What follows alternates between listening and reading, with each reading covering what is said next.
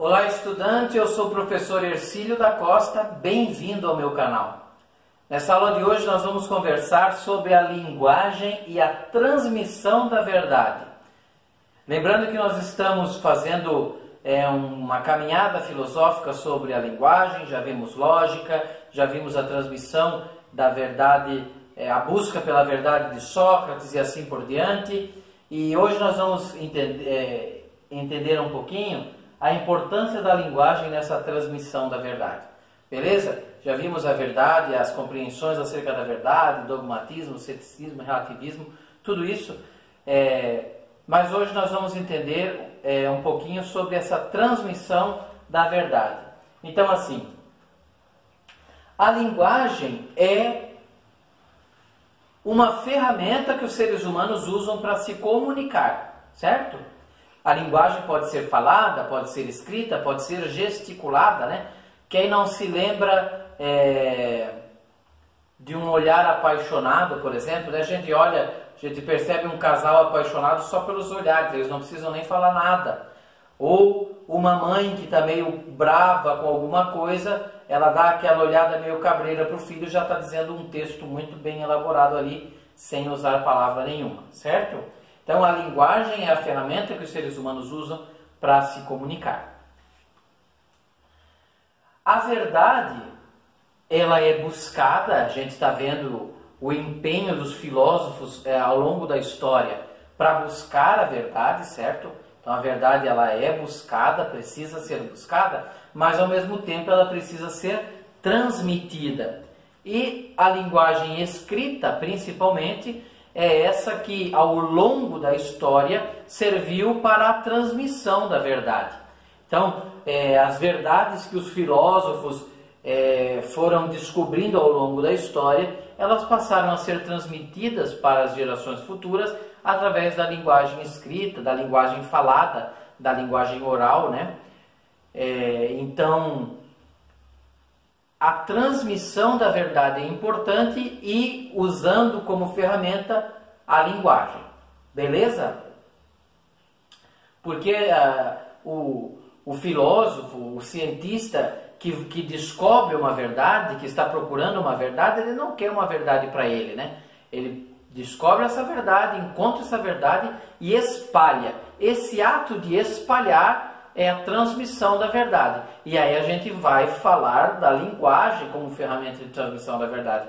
Uma escola, por exemplo, é um local específico de transmissão da verdade, tendo como ferramenta a linguagem. O professor que oraliza o conteúdo, o aluno, o estudante que oraliza uma participação e vai ajudando a construir aquele conteúdo ali, e através da linguagem a gente vai construindo esse conteúdo, essa verdade, certo? Então a linguagem é uma ferramenta para a transmissão da verdade. A língua portuguesa, para nós brasileiros e para outros países que têm como língua materna a língua portuguesa, é a ferramenta que nós usamos para transmitir a verdade. Contudo, a língua portuguesa hoje, ela tem sido deixada meio que de escanteio, deixada de lado, né? Porque tem surgido linguagens diversas ao redor da língua portuguesa, né? Então, gírias misturadas aí com uma falta de conhecimento da língua portuguesa tem prejudicado um pouco na transmissão da verdade. E a transmissão da verdade é algo muito importante. E quando a gente usa a língua portuguesa, a gente precisa usar a língua portuguesa de uma forma correta, de uma forma que siga as regras da língua portuguesa, para que a verdade seja transmitida no seu todo, para que nós não nos prejudiquemos. Imaginemos aí uma situação, por exemplo, você chega na sua casa e tem um objeto valioso lá, imagine um objeto valioso da sua casa, quebrado no chão, caído lá. Você entra pela porta, se depara com aquele objeto quebrado, caído, e fica ali espantado com aquilo. De repente chegam os seus familiares atrás e agora você vai precisar usar da linguagem para dizer: este objeto já estava quebrado quando eu cheguei. Eu cheguei, o objeto já estava aqui no chão, não fui eu. A frase melhor, né, seria não fui eu, que é a frase mais usada no português. Imaginem que a transmissão da verdade é importante e o uso da linguagem para isso é o fundamental. Imaginem que chegam os seus familiares, você olha para aquilo, olha para os familiares, faz um gestinho com o ombro assim, tipo, fazer o quê? Só um gestinho com o ombro assim e vai para o quarto. Provavelmente você vai ser punido, ainda que não tenha sido você que quebrou aquele objeto, porque você não soube fazer uso correto da linguagem para se explicar, você vai acabar ficando com a culpa. Por isso que a linguagem é importante na transmissão da verdade, né? Muitos estudantes hoje têm uma dificuldade muito grande em transmitir a verdade. Às vezes eu ouço muito disso em sala de aula, os estudantes dizem para mim, professor, eu sei a resposta, mas eu não consigo colocar no papel. Eu sei o que é, mas eu não consigo colocar para fora. Às vezes, isso daí é uma falta de leitura dos estudantes. Os livros estão sendo deixados de lado, gente. E a leitura desenvolve áreas do nosso cérebro que nós não conseguimos desenvolver com outras coisas. Por isso a importância de ler livros. Livros, sabe? Deixar o celular de lado. Tem gente que fica assistindo TikTok, Instagram e Facebook o dia inteiro e acha que está lendo, só porque lê 2 ou 3 frases ali pela internet. Isso não é leitura produtiva, sabe? Leitura produtiva é livro. Começar num livro, terminar um livro. Mais um, pega um, começa. É algo cansativo? É algo cansativo. É um hábito, a gente precisa começar. Leu, cansou, leu, cansou. Depois do 4º, 5º livro, você já não está cansando mais tanto e vai criando esse hábito da leitura. Ninguém nasce com conteúdo dentro da cabeça, gente. Se eu não coloco palavras, sílabas, letras na minha cabeça, frases, eu não vou ter frases para colocar para fora. Tem gente que não consegue fazer uma redação, por exemplo. A redação do Enem, a redação do vestibular é algo horrível para algumas pessoas, porque elas não têm frases, não têm palavras na cabeça, porque não leem, certo? Então, assim, a necessidade da leitura, a necessidade do estudo para poder usar a língua portuguesa de uma forma que consiga fazer com que você transmita a verdade que você quer. A língua portuguesa a seu favor, para te ajudar, certo? Nós estamos falando sobre a transmissão da verdade no nosso conteúdo de lógica, de verdade, tá? Do primeiro trimestre do 2º ano do ensino médio. Então, assim, ó, agora, nessa nossa aula, nós vamos ver, assim, ó, alguns pontos fundamentais da língua portuguesa para que a gente consiga transmitir a verdade adequadamente, e são pontos que muitas vezes estudantes não observam e acabam se prejudicando. Esta aula não é uma aula de língua portuguesa e não tem o intuito de transformar essa aula numa aula de língua portuguesa. É uma aula de filosofia, estamos falando lá de lógica, verdade, e se faz necessário falar de alguns pontos da língua portuguesa na busca dessa transmissão da verdade. Beleza? Isso vai ajudar você e muito na construção de frases, de textos aí. Então vamos lá. Alguns estudantes têm a dificuldade de saber o que é singular e plural. Gente, lá na primeira série, segunda série do ensino fundamental, nós fazíamos muitos exercícios. Coloque no plural essa palavra. Aí tem lá cachorro, cachorros, casa, casas. Sabe? A gente precisava colocar no plural essas palavras. E hoje tem estudantes que não conseguem colocar. E aí vai escrever uma frase e aí coloca lá, os trabalhos da escola estão me deixando de cabelo em pé. Os trabalhos? Não, os trabalhos. Singular é quando é uma coisa só, plural é quando é um conjunto de coisas, certo? Então se eu coloquei os trabalhos, então iniciei no plural, vou terminar no plural. Beleza? Então, plural e singular precisa ser observado. Tem gente que acha que o falar S no final das palavras do plural é algo de gente nariz em pé, de gente que está se achando. Não, é de gente que está falando a língua portuguesa como ela deve ser falada. Só isso. Beleza? Então, singular e plural precisa ser observado. Depois, mais e mas. Isso aqui é extremamente confundido quando vocês redigem uma frase, uma resposta de pergunta ou mesmo uma redação, gente. Isso daqui tem uma diferença enorme, gente. São sentidos diferentes. Mais com i é uma coisa de matemática, é uma coisa de adição. 1 mais 1 igual a 2. Paula tem uma casa mais um carro. Significa que ela tem duas coisas, uma casa mais um carro. Agora, mas, não, mas é uma palavrinha aqui que vai dizer, opa, vamos dar uma paradinha, porque a partir dessas próximas palavras a gente vai colocar uma contradição naquilo que a gente já falou. Paula tem um carro, mas uma casa não. A palavra mas a gente pode substituir por porém, contudo, no entanto. Então, mas é diferente de mais. Mas é porém, sabe? Eu amo você, mas não posso deixar de puni-lo por causa deste mal cometido. Então, mas é diferente de mais aqui, de mais. O mais é de adição, de matemática, e o mas aqui é algo que vem de contradição daquilo que a gente estava falando. É uma parada, uma atenção para dizer, opa, tá tudo bem, tudo certinho, mas, certo? Mais é de número. Uma coisa mais feliz que outra, uma coisa mais bem elaborada que outra, certo? Quantidade, número, e aqui não. Beleza? Outra coisa são os porquês, gente. Assim, ó, é uma dificuldade grande que vocês têm, muitos de vocês têm nas redações, nas frases, tá? As respostas das perguntas de filosofia, por exemplo, respostas de perguntas de filosofia são respostas bem elaboradas. Dificilmente vai se conseguir responder uma pergunta de filosofia com menos de 5, 6 linhas. Dificilmente. Então, assim, a gente precisa aprender a escrever mais, certo? Então, por quê? Existem 4 tipos de porquês. Porquê separado e sem acento. Porquê separado e sem acento.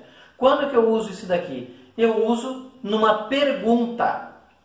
Mas numa pergunta em que esse porquê está longe do ponto de interrogação. Por que você fez isso? Ponto de interrogação. Está longe ou está perto? Está longe.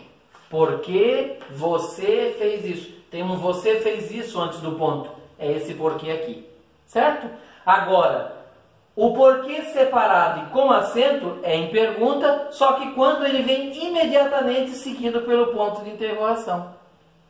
Você fez isso. Por quê? Ele está no final da frase.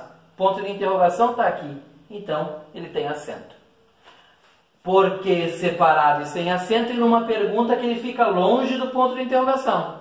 Porque separado e com acento é numa pergunta que ele já está grudado com o ponto de interrogação aqui. Se ele vier grudado com o ponto de interrogação, tem acento. Não veio grudado com o ponto de interrogação, não tem acento. Separado é sempre em pergunta. Beleza? Tem acento? Tem que estar aqui o ponto de interrogação. Não tem acento? Aí o ponto de interrogação tem que vir umas palavras antes, aí o ponto de interrogação. Agora, o porquê junto e sem acento é uma resposta, é a construção de um argumento, é a construção de um texto. Maria ralou os joelhos porque caiu de bicicleta. Fulano reprovou no 2º ano do ensino médio porque não fez as atividades online. O professor ficou triste porque faleceu o seu irmão. Porque junto e sem acento.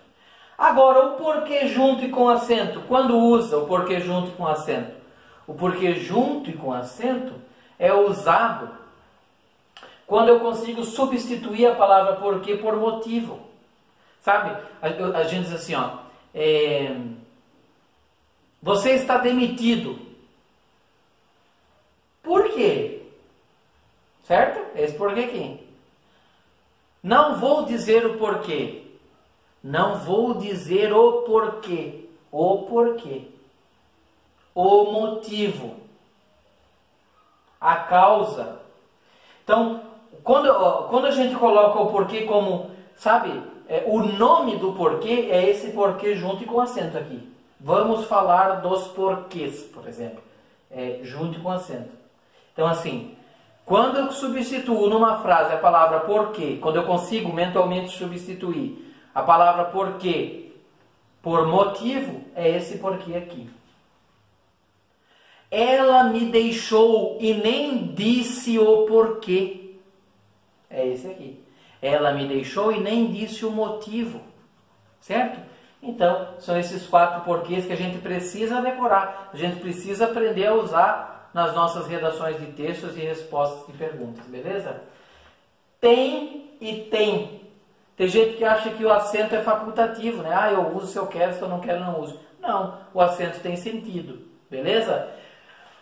O acento é quando a gente está falando na frase lá de plural e que sem acento é singular.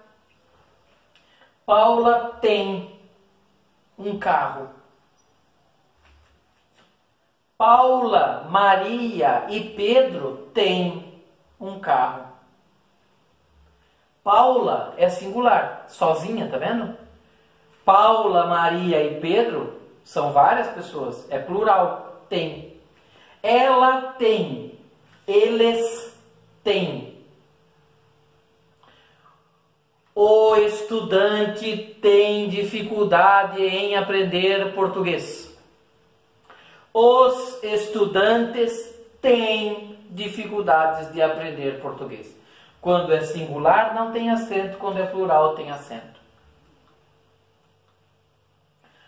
E agora, para a gente fechar essa nossa aula de transmissão da verdade, a gente vai falar um pouquinho sobre algumas técnicas de redação, certo? Quando a gente fala de técnicas de redação, não significa uma redação de uma folha inteira, uma redação de vestibular, uma redação de Enem. Não. A construção de uma frase é uma redação. A construção da resposta de uma pergunta de filosofia, por exemplo, é uma redação. É o ato de redigir, de escrever um pequeno texto, certo? Frases e parágrafos curtos, isso é a regra básica.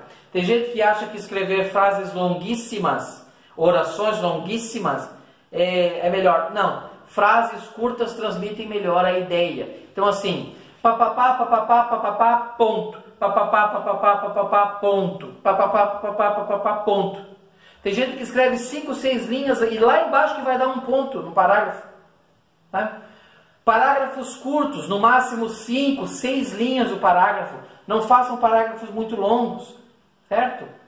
E frases curtas e parágrafos curtos. Uma redação dessas de Enem, dessas de vestibular, ou uma redação que o professor pede, vamos fazer uma redação. Geralmente são 5 parágrafos, mais ou menos, né? O primeiro parágrafo é introdução. Aí 3 parágrafos de desenvolvimento e o último parágrafo de conclusão. Todo texto redigido tem que ter introdução, desenvolvimento e conclusão. Se for uma resposta de pergunta, tem que ter introdução, desenvolvimento e conclusão. Primeira frase, ou uma resposta de pergunta, por exemplo, a primeira frase é a introdução, o miolo é o desenvolvimento e a última frase é a conclusão. A introdução você vai dizer sobre o que você vai falar. É uma redação sobre a felicidade em Aristóteles, por exemplo. Aí então você vai fazer a introdução. O que você vai falar? Aristóteles define como a felicidade a eudaimonia, vírgula, que é ponto. Já foi o primeiro parágrafo, introdução. Aí tu vai fazer o desenvolvimento. A eudaimonia para Aristóteles, não sei o que, e tal, os gregos que viam isso, não sei o que, outro parágrafo. Concluindo, aí a conclusão tu vai falar, resumindo assim, o que tu falou? A felicidade vista como eudaimonia de Aristóteles, tá hoje em dia, não sei o que, certo? Então, falou o que você vai falar, desenvolveu o conteúdo e resume o que tu falou. Isso pode ser 5 linhas, um parágrafo, 3 parágrafos de 5 linhas, já deu 15 linhas de desenvolvimento, e um parágrafo de 5 linhas. Então deu 15, 20, 25 linhas uma redação. Ou pode ser a resposta de uma pergunta, 5 ou 6 linhas, a primeira frase introduziu, 2 ou 3 frases para desenvolver e a última frase para concluir. Todos os textos, grandes ou pequenos, precisam ter início, meio e fim. Não dá para responder assim, ó, sabe? Estuda, senta, fazer um negócio sério, direito, decente. Vou usar a língua portuguesa a meu favor para que o professor consiga entender aquilo que eu estou passando. Porque quando você responde um trabalho, uma prova ou algo assim, você não vai estar do lado do professor quando ele estiver corrigindo. Então você vai precisar fazer com que a língua portuguesa te ajude lá. Então você vai precisar usar a língua portuguesa de forma tão adequada que consiga transmitir para o professor aquela ideia que você quer transmitir. E aí você não vai ser prejudicado. Isso na redação do Enem e assim por diante. Beleza? Se você gostou desse vídeo, deixa o seu like. E se não é inscrito no canal, se inscreve, não sai ainda. Se inscreve no canal aí. E isso não custa nada, você só me ajuda. Beleza? Um abraço, até a próxima. Valeu!